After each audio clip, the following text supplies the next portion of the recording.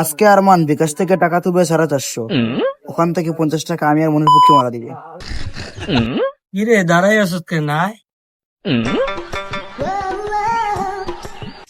শোন, আজকে আরমান 450 টাকা বিকাশ থেকে তুলবে, ওইখান থেকে 50 টাকা মানে 400 টাকা ওর লাগবে, 50 টাকা আমার পক্ষে হয়ে যাবে। আরে হ্যাঁ, আমি তো এটা ভেবে দেখিনি। ভাইয়া বিকাশ থেকে 450 টাকা ক্যাশ আউট হবে? আরে হ্যাঁ ভাইয়া হবে, আমরা তো এখানে বিকাশের দোকান নিয়েই পড়ছি। আচ্ছা ভাইয়া নাম্বারটা দেন। এই তো এখানে আছে।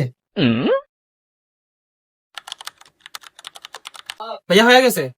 আচ্ছা ঠিক আছে, 2 টাকা নিয়ে আয়, আমরা আর মনির দিকে আছে। মনির আদিকে এই নেন ভাইয়া টাকা। ভাইয়া 390 টাকা কেন? আরে ভাই আপনি জানেন না নাকি 60 টাকা তো বিকাশের খরচ লেগে গেছে। ও আচ্ছা ভাই ঠিক আছে। ওই যে আরমান আসতেছে, আসার সাথে সাথে 50 টাকা পুটকি মেরে দিবে। ওর কাছ থেকে 40 টাকা আর আমরা 10 টাকা দিয়ে 50 টাকা মিলিয়ে কিছু খেয়ে নেই। এই নে আমার 10 টাকা। কিরে 10 টাকা কিসের? তুই 10 টাকার উপরে 40 টাকা রাখ, 50 টাকা মিলিয়ে চল আমরা কিছু খেয়ে নিই। মামা আমার 400 টাকা ঋণ ছিল, বিকাশ থেকে আমার মাত্র 390 টাকা দিছে, আমার 10 টাকা শর্ট বুঝছস। আর 390 টাকা আর তোরা যে 10 টাকা দিছস, ওই 10 টাকা মিলে আমরা আগে 400 টাকার ঋণটা দেই, পরে তুই তোর 10 টাকা নিস। এখন আমি যাই।